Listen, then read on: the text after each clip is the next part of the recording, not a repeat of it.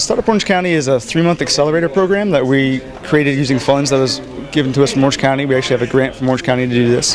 And the whole goal is to keep the momentum going from Startup Weekend. 36% of teams from Startup Weekend have the intention of keeping on, but who knows how many of those really do.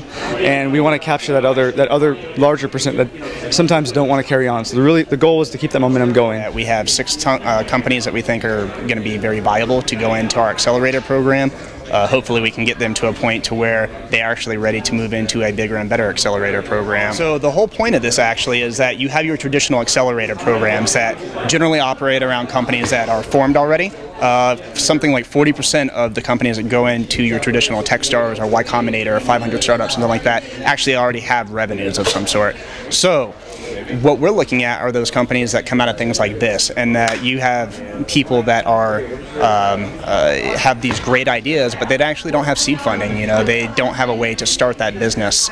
So what we're trying to do is provide them that seed funding so that they can get past that very early stage, actually build something, a prototype of some sort, and position themselves to approach Techstars or Y Combinator or somebody of that sort. So we're actually trying to take and build something from nothing when nothing existed previously.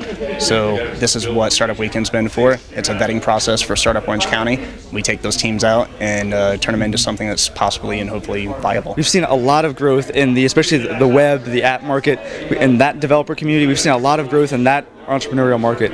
You see events like Startup Weekend and all kinds of other things, and developers and entrepreneurs coming together and creating things. So really in the past 12 months, more so than the 3 or 4 years before that, we've seen a lot of activity and a lot of excitement.